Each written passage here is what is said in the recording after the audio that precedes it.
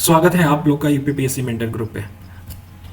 कल से Aldous start कर दिया था करंट अफेयर, बट आज से हम लोग करंट अफेयर का गर्दा उड़ाएंगे। उठाएंगे नहीं, उड़ाएंगे। ठीक, मैं अपने एक्सपीरियंस से यहाँ पे क्वेश्चन के फॉर्मेट में बताऊंगा, जहां से क्वेश्चन आ सकते हैं। हमें फालतू चीजें नहीं, कहते हैं ना आप प्रासंगिक चीज पढ़ने का क्या मतलब है। हमें तो कोई पीएचडी नहीं करना है, हमें सिलेक्शन निकालना है। और सभी एग्जाम के लिए करंट अफेयर इंपॉर्टेंट है। पिछले बार हमारा 35 प्लस क्वेश्चन पूछा गया था करंट से, तो सोचो कितना वेटेज है। अगर ये आप कमांड कर गए, और साथ ही में जो हम वीडियो दे रहे हैं जैसे पॉलिटी का दिया है, और प्री का तो अलग फोड़ेंगे ही। मार्च लास्ट से स्टार्ट करेंगे, और प्री 1 से 2 महीना में यकीन मानिए आपका प्री तो निकल ही जाएगा। बात है यहाँ मेंस की, तो मेंस जो लोग पढ़ रहे हैं तो अच्छी बात है। अगर आप लोग ज्वाइन करना चाह रहे हैं अभी भी मेंस में, आज से हम स्टार्ट करने जा रहे हैं सोशल जस्टिस, तो अगर आप ज्वाइन करना चाह रहे हैं तो आप जरूर कॉल कर सकते हैं। और हाँ, इस चैनल को बढ़ाने में आप ही का मदद चाहिए, क्योंकि हम लोग एक परिवार की तरह हैं। तो इस परिवार को प्रोपोगेट करना, प्रचार करना, ये आपके हिस्से में आता है।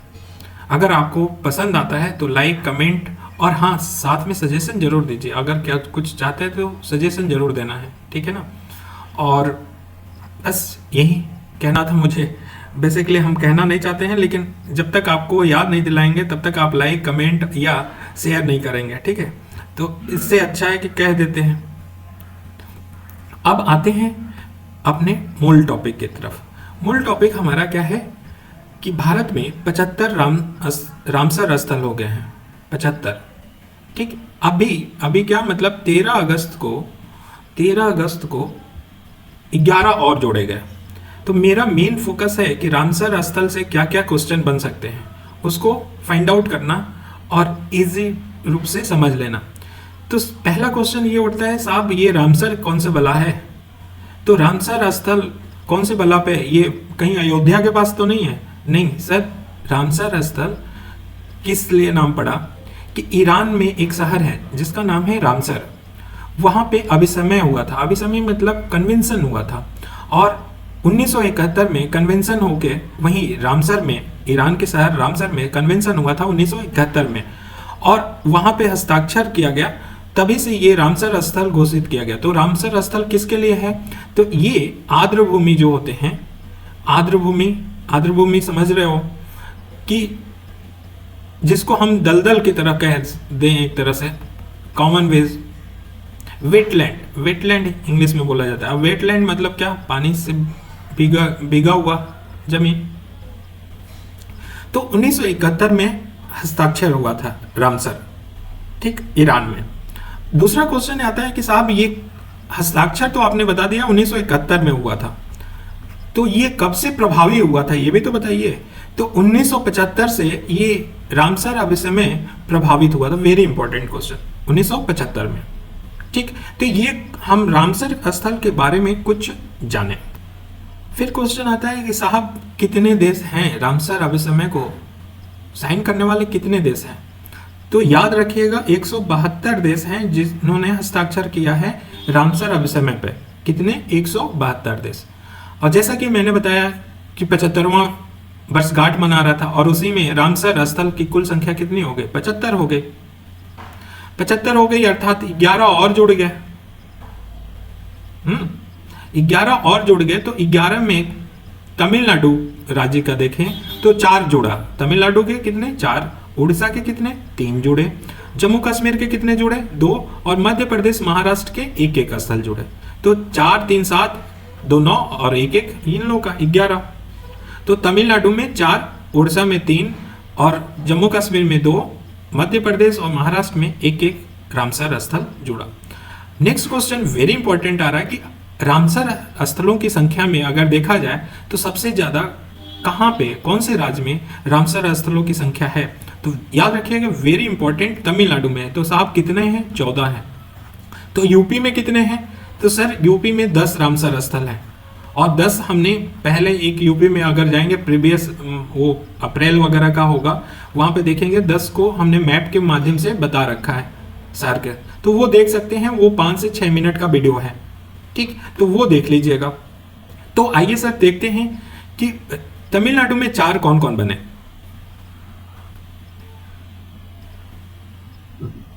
तो देखो याद रखेंगे कैसे, बस्कर चित्र मत बना, बस्कर चित्र मत बना, व से उडुर, उडवुर पक्षी अभयारण्य, उडवुर पक्षी अभयारण्य। दूसरा से स बस, तो स से क्या हो जाएगा, सुचिंद्रम थेरूर वेटलैंड, सुचिंद्रम थेरूर वेटलैंड।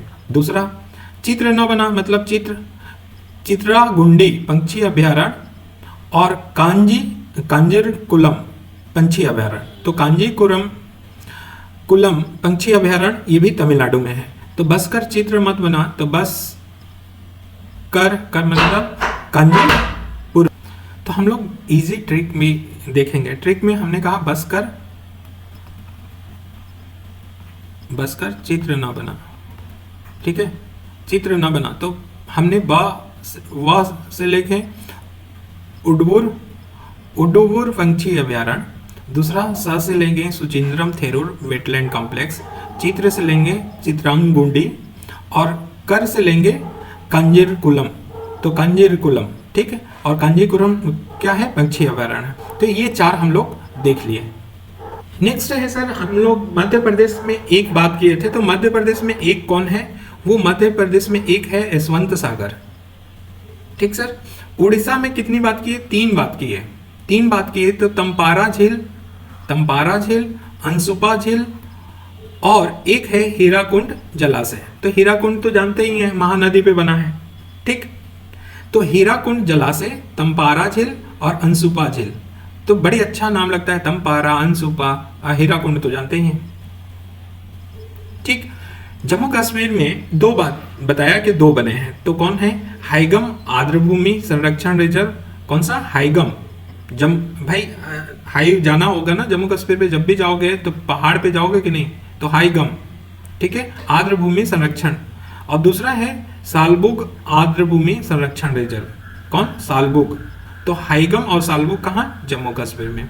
महाराष्ट्र में एक है थाने क्रिक फ्लेमिंगो अभयारण्य, फ्लेमिंगो अभयारण्य, क्योंकि यहाँ पे फ्लेमिंगो पक्षी आते रहते हैं, ठीक है। तो थाने क्रिक फ्लेमिंगो अभयारण्य, ये हमने 11 देख लिया लिस्ट, ठीक। एक चीज और ध्यान रखना, जो हमने उड़ीसा वाला में बताया था, हीराकुंड और अंसुपा, ये दोनों महानदी पे है, महानदी पे। बस फर्क ये है कि अंसुपा जो है वो ऑक्सबो लेक है, कहाँ बना है, महानदी के, ठीक है। तो ये चीज ध्यान रखना। अब हम नेक्स्ट टॉपिक पे आ जाते हैं, जो इंपॉर्टेंट है कि 16वां जो राष्ट्रपति का चुनाव हुआ उसको लेके, ठीक। इस पे विश्लेषण करेंगे, जो आर्टिकल इंपॉर्टेंट है वो देखेंगे। तो पहला क्वेश्चन सर ये आता है, कि सर कार्यकाल समाप्त होने से, संविधान में बोला गया है कि कार्यकाल समाप्त होने से पूर्व चुनाव हो जाना चाहिए। अगर राष्ट्रपति का कार्यकाल समाप्त होने वाला है तो उस कार्यकाल के समाप्त होने से पहले क्या होना चाहिए, चुनाव होना चाहिए। कौन से आर्टिकल में बोला गया है ऐसा, तो आर्टिकल 62 में बोला गया है। कौन से आर्टिकल में, 62 में बोला गया, ठीक है। दूसरा सर ये बोला गया है कि कौन सा आर्टिकल है जो ये बोलता है कि अपने पद की अवधि समाप्त हो जाने पर भी राष्ट्रपति तब तक अपने पद पे बना रहेगा जब तक उसका उत्तराधिकारी अपना पद ग्रहण नहीं कर ले। अर्थात कि प्रेसिडेंट के चुनाव, प्रेसिडेंट मान लो कोई है और बने हैं और चुनाव नहीं हो पा रहा है, तब तक प्रेसिडेंट बने रहेंगे जब तक चुनाव या कोई दूसरा उत्तराधिकारी उनका नहीं आ जाता है। ये कौन से आर्टिकल में बोला गया है, तो ये बोला गया है 56 ग में, ठीक। तो ये हो गया। कुछ क्विक रिवीजन देख लें, जो इंपॉर्टेंट आर्टिकल है तो हमें याद करने का कैसे देखते हैं कि 53 है, आर्टिकल 53 क्या है, तो 3 है ना, देखो तो शक्ति जब लिखते हैं तो 3, तो ये प्रेसिडेंट की शक्ति हो गया। 54 क्या है, तो निर्वाचन में देखो 4 लिखेंगे ना, निर्वाचन, तो 54, आर्टिकल 54, तो राष्ट्रपति के निर्वाचन कहाँ से, 54 से। और 56 ग और 62 बता ही दिया, ठीक। तो नेक्स्ट क्वेश्चन है कि कौन से वहां राष्ट्रपति का चुनाव हुआ था, तो 16वां राष्ट्रपति का चुनाव हुआ था अभी, जो जुलाई में हुआ था। कौन सा? 16वां। जैसे कि मैंने बताया कि 54वां आर्टिकल 54 आर्टिकल क्या है? राष्ट्रपति के निर्वाचन से है। तो निर्वाचक मंडल में कौन कौन होगा? तो ये वेरी इंपॉर्टेंट, याद रखना कि लोकसभा, राज्यसभा और दिल्ली पुडुचेरी के विधानसभा, और साथ ही साथ जितने राज्य हैं अर्थात 28 राज्य हैं, उन 28 राज्य के विधानसभा। तो सर क्या अब नेक्स्ट क्वेश्चन ट्विस्ट आता है यहाँ पे, क्या सभी वोट डालेंगे? जो लोकसभा राज्यसभा के सभी सदस्य हैं वो डालेंगे? नहीं सर, यहाँ पे एक शर्त है, जो निर्वाचित हुए हैं वही डालेंगे, जो निर्वाचित हैं हुए हैं। इसमें जो अनुमोदित होंगे या मान्यता प्राप्त, जो प्रेसिडेंट क्या करता है, अनुमोदित करता है कुछ पद, वो नहीं शामिल होंगे, जो निर्वाचित होंगे वही। तो लोकसभा, राज्यसभा और विधानसभा 28 राज्यों के। तो दिल्ली और पुडुचेरी क्यों?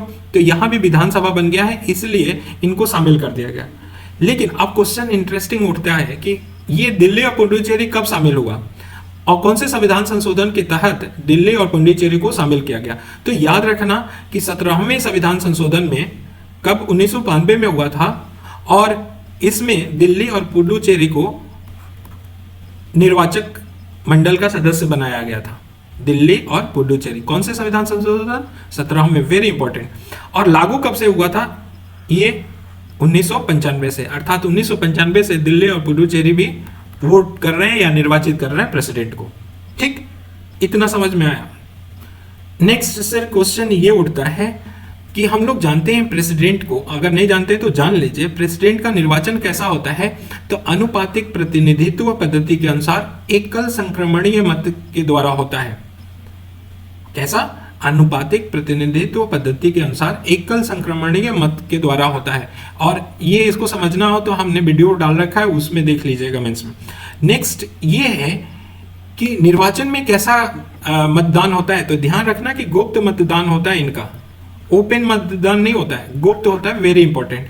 तो ये जो बोला हमने भला कि अनुपातिक प्रतिनिधित्व पद्धति के अनुसार एकल संक्रमणीय मत द्वारा क्या होता है? निर्वाचन होता है प्रेसिडेंट का। तो ये कौन से संविधान के आर्टिकल में बोला गया है ये बात? तो 55(3) में बोला गया है, क्लॉज 3 में, 55 क्लॉज 3 में। ठीक, अब बात उठता है कि कौन जीता? तो द्रौपदी मुर्मू ये हमारे राष्ट्रपति बनी। ठीक, अब ये राष्ट्रपति बनी तो इनमें जो चुनाव हुआ उसमें इंपॉर्टेंट फैक्ट क्या है जो पूछे जा सकते हैं? तो प्रेसिडेंट की चुनाव में निर्वाचन अधिकारी कौन थे? तो पीसी मोदी थे। कौन थे? पीसी मोदी। ठीक है। और वैध प्रत्याशी के रूप में कौन कौन दो चुनाव लड़े थे? तो द्रौपदी मुर्मू और यशवंत सिन्हा अपोजिट में खड़े थे, और इसमें जीती कौन, विजयी कौन हुई? द्रौपदी मुर्मू हुई। ठीक है। और द्रौपदी मुर्मू 25 जुलाई 2022 को क्या करें? राष्ट्रपति के रूप में शपथ ग्रहण की। ठीक। अब एक क्वेश्चन देखते हैं कि जो हमने पढ़ा था ना कि एमपी आएंगे, एमपी में कौन होते हैं? राज्यसभा और लोकसभा के सदस्य होते हैं, लेकिन ध्यान रखना निर्वाचित सदस्य होते हैं। और एमएलए में कौन? तो एमएलए में 28 राज्य के जो सदस्य हैं वो होते हैं। तो देखो, सांसदों के लिए हरे रंग का मत पत्र था। कैसा था? हरे कलर का। और जो एमएलए थे, विधायक थे, उनका मत पत्र कैसा था? गुलाबी था। तो बस ये याद रखना, कभी भी कोई एग्जाम में पूछ लिया जाएगा तो क्या होगा। ठीक। अब नेक्स्ट क्वेश्चन हम लोग द्रौपदी मुर्मू पे जो इंपॉर्टेंट क्वेश्चन बन सकते हैं उसको देखेंगे, लेकिन एक क्वेश्चन हमारा ये है कि ये बताओ कि क्या प्रेसिडेंट पे दल बदल विरोधी अधिनियम लागू होता है? अर्थात वो अपने दल से छोड़ के जाए, किसी में दूसरे दल में शामिल हो जाए, तो क्या उसको अवैध कर सकते हैं? अच्छा, इस बला का नाम भी अगर बहुत लोग नहीं जानते होंगे तो 52वें संविधान संशोधन में ये अधिनियम लेके आया गया था। ये अधिनियम ये बोलता है कि कोई अपना दल, जैसे हम बीजेपी में हैं और बीजेपी से चुनाव जीते हैं और हम छोड़ के अपना दल कांग्रेस में चले जाते हैं, तो हमारा क्या हो जाएगा? जो सदस्यता है या सांसद बनने की जो सदस्यता है वो हमारी रद्द हो जाएगी। मतलब हम दल को बदल नहीं सकते हैं। तो क्या ये 52वें संविधान संशोधन में दल बदल विरोधी अधिनियम आया था, ये राष्ट्रपति पे लागू होता है? तो सर ये लागू नहीं होता है। ठीक है, सब पे लागू होगा लेकिन राष्ट्रपति पे लागू नहीं होता है, ये ध्यान रखिएगा, कभी भी क्वेश्चन आ सकता है। तो द्रौपदी मुर्मू जी का जन्म कहाँ हुआ था? उड़ीसा में हुआ था, मयूरभंज जिले में। ठीक, नेक्स्ट क्वेश्चन पूछा जाएगा कि द्रौपदी मुर्मू कौन सी जनजाति से हैं, कौन से ट्राइब से बिलोंग करती हैं? तो संथाल ट्राइब से जानते हैं। संथाल ट्राइब वेरी इंपॉर्टेंट है, हिस्ट्री में जाएंगे तो संथाल विद्रोह पढ़े होंगे। ठीक है, और संथाल विद्रोह से रिलेट करिएगा, संथाल ट्राइब है, इस संथाल ट्राइब से बिलोंग करती हैं कौन? द्रौपदी मुर्मू जी। ठीक, और कोई जनजाति से ट्राइब से कोई प्रेसिडेंट बनने वाला भारत का ये पहली महिला है। लेकिन जनजाति से पूछा जाए, जनजाति समुदाय से, तो ये पहली हैं, लेकिन ओवरऑल देखा जाए तो ये दूसरी महिला हैं जो प्रेसिडेंट बनी। तो पहले कौन थी? तो प्रतिभा देवी सिंह पाटिल थी। ठीक, अगर आपको याद होगा तो ये कौन से नंबर में के थी ये बताना है आपको, हम लिख रहे थे लेकिन कौन से नंबर के थे। ठीक, देखो तैयारी करो तो जम के करो, और यकीन मानिए यहां से करंट हम अगर 35 क्वेश्चन आएंगे तो 30 आराम से कर लेंगे। बस स्टिक रहना है, 10 चक्कर में मत जाओ, जितना रिवीजन कर सकते हो रिवीजन करो। तो अभी तक भारत के में अभी तक हमने क्या क्या क्वेश्चन बताया कि द्रौपदी मुर्मू का जन्म कहाँ हुआ था, कौन से राज्य में हुआ था, कौन से जिले में हुआ था, कब हुआ था, ये पूछने की कम संभावना है। दूसरी बात है कौन सी जनजाति से बिलोंग करती थी, तो संथाल से। और ये कौन से नंबर की दूसरी महिला राष्ट्रपति बनी है भारत की, तो पहली कौन थी? प्रतिभा देवी सिंह पाटिल थी। और ये भारत के राष्ट्रपति पे की जो पद है उस पे आसीन होने वाली ये सबसे युवा व्यक्ति हैं, मतलब सबसे कम उम्र की राष्ट्रपति बनने वाली कौन है? द्रौपदी मुर्मू है, ये भी याद रखना। और पहली बार ऐसा कोई राष्ट्रपति बना है, पहली बार ऐसा कोई राष्ट्रपति बना है जो हमारे स्वतंत्रता के बाद इनकी जन्म हुआ है, अर्थात 1947 के बाद जन्म हुआ। देखो 1958 में है, पहली बार कोई ऐसा राष्ट्रपति बना है, तो ये भी क्वेश्चन बन सकता है। ठीक, नेक्स्ट क्वेश्चन है कि राष्ट्रपति बनने से पहले मुर्मू जी कहाँ के राज्यपाल थी? तो ध्यान रखना ये झारखंड की 9वीं राज्यपाल थी। ठीक है, झारखंड में 15 से 21 तक कार्य की और 9वीं राज्यपाल थी। और 2000 से देखें 2004 के बीच में उड़ीसा के विभिन्न मंत्रालयों में काम कर चुकी हैं। जैसे एग्जाम्पल के रूप में ये पूछने की कम संभावना है, बट जान लेते हैं। वाणिज्य एवं परिवहन राज्य मंत्री बनी थी, मत्स्य एवं पशु संसाधन विकास राज्य मंत्री बनी थी। ठीक है, और ये सबसे इंपॉर्टेंट कि 79 से लेके 83 तक उड़ीसा के जो राज्य सिंचाई एवं विद्युत विभाग है उसमें क्लर्क के रूप में भी काम किया है, वेरी इंपॉर्टेंट, क्लर्क के रूप में भी काम। और 1997 तक ये क्या रही?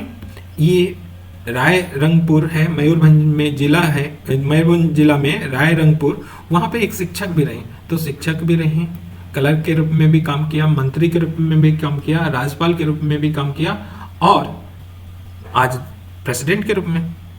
ठीक, तो कौन से नंबर के हैं? ये 16वें राष्ट्रपति हैं भारत के, 16वें। ठीक है, और पूछा जाएगा कि रिटर्निंग ऑफिसर कौन है, तो पीसी मोदी हमने ऊपर ही बता दिया है। ठीक, अब राष्ट्रपति के चुनाव पे ये जो वोट है, वोटों की संख्या पे अलग अलग बताया जा रहा है, कहानी बताया जा रहा है। हम बड़ा इजी वे में समझ रहे हैं कि वोट कैसे होता है। तो पहली बात जानो कि वोट एमपी और एमएलए, एमपी किसको बोलते हैं? जो राज्यसभा साहब, राज्यसभा या लोकसभा के सदस्य हैं, और कौन? निर्वाचित सदस्य हैं। मनोनीत भी होते हैं लेकिन अभी हम निर्वाचित पे ही फोकस रखेंगे। एमएलए कौन? 28 राज्य के हमारे जो मंत्री होते हैं उनको एमएलए बोलते हैं। ये संसद विधानसभा के सदस्य होते हैं उनको एमएलए बोलते हैं। पहला क्वेश्चन दिमाग में बैठाना कि एमपी का जो मत होता है, वोट का मत होता है, वो एमएलए के वोट से अंतर होता है। ऐसा नहीं कि बराबर होगा, एक एमपी का वोट एक एमएलए के वोट के बराबर कभी नहीं होगा। वेरी इंपॉर्टेंट, कभी नहीं हो सकता है एक एमएलए के वोट के बराबर, कभी नहीं होगा। यहाँ पे एक एमपी का वोट ज्यादा होता है एमएलए का से, पहली बात ये ध्यान रखना। तो कैसे देखेंगे? तो देखो पहली बात कि कैसे कैलकुलेट करते हैं।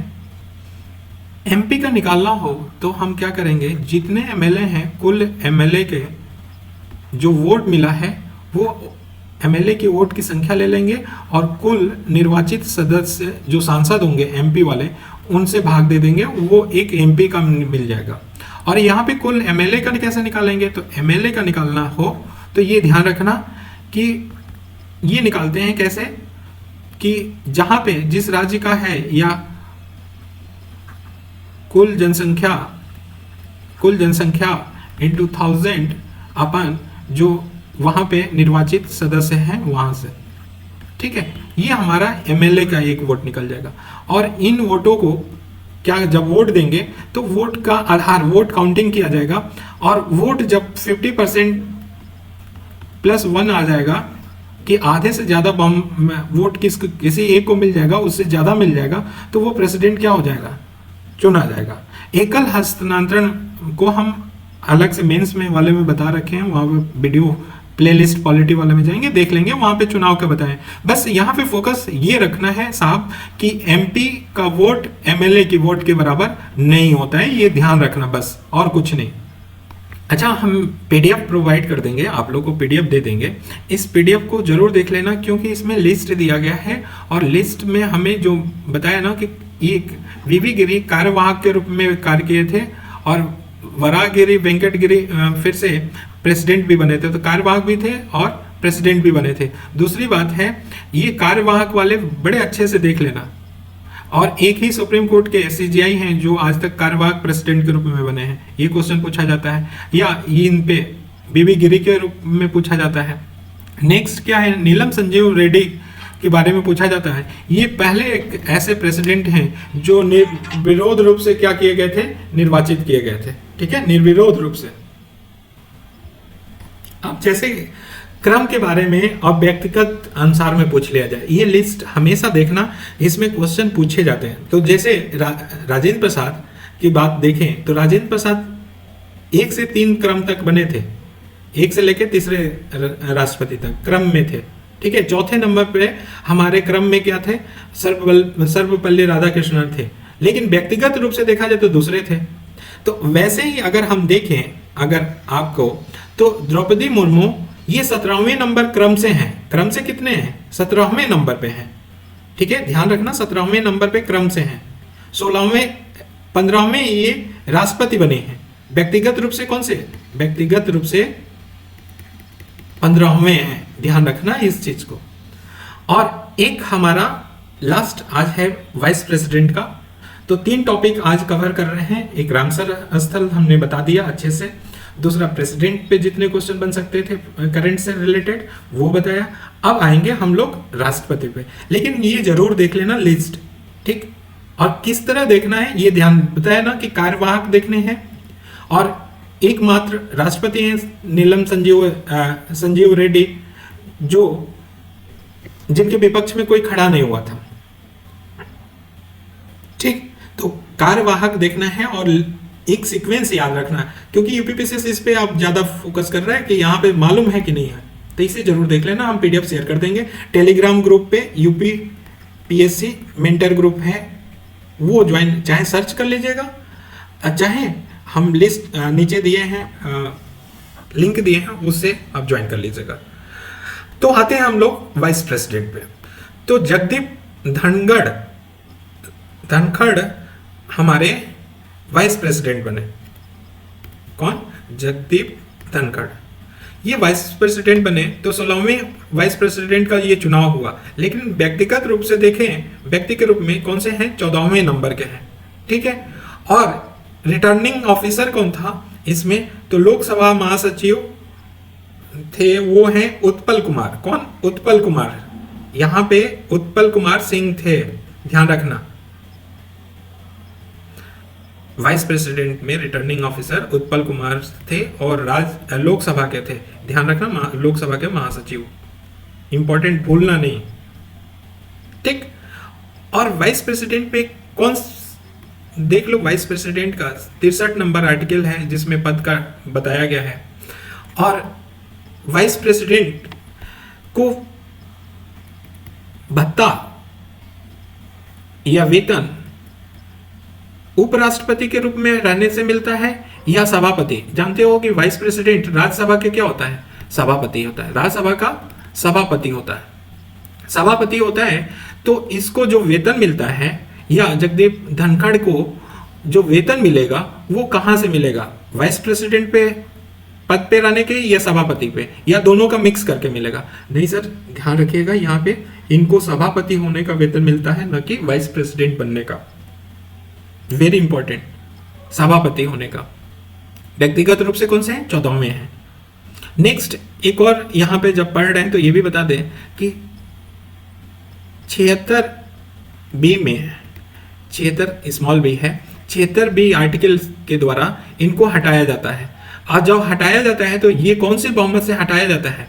तो ध्यान रखना कि इनका जब भी हटाने की बात होगा, वाइस प्रेसिडेंट को हटाने की बात होगा, तो वो पहले राज्यसभा में लाया जाएगा। राज्यसभा में लाया जाएगा प्रस्ताव सबसे पहले राज्यसभा में, ऐसा नहीं कि लोकसभा में। राज्यसभा अगर प्रभावी बहुमत से, क्या प्रभावी बहुमत से पारित कर दे तो वो हट जाएगा।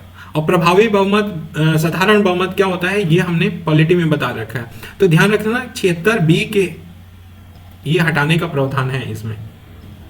76B नहीं है, 67B है, सॉरी 67B है, 67B है, उल्टा कर दिया मैंने, ठीक, क्योंकि 76 में कौन है? अटॉर्नी जनरल है, ठीक है। तो 67B आर्टिकल में इनका हटाने का प्रावधान है। और ये बोला गया कि राज्यसभा द्वारा, इसी में 67B में, कि राज्यसभा द्वारा सबसे पहले प्रस्ताव राज्यसभा में आएगा, ठीक है। और राज्यसभा में प्रभावी बहुमत से हटा दे, प्रभावी बहुमत से, और लोकसभा उसको क्या कर दे? साधारण बहुमत से पारित कर दे, तो ये हट जाएंगे, ठीक। तो ये ध्यान रखना। अब आते हैं इनके बारे में जानते हैं, जगदीप धनखड़ के। सर जगदीप धनखड़ का जन्म कब हुआ था? तो 1951 में। ये क्वेश्चन बनेगा नहीं। जन्म स्थान कहाँ था? तो गांव कितना है? झुंझुनू जिला। झुंझुनू जिला कहाँ? राजस्थान में। तो राजस्थान के हैं ये, ठीक है।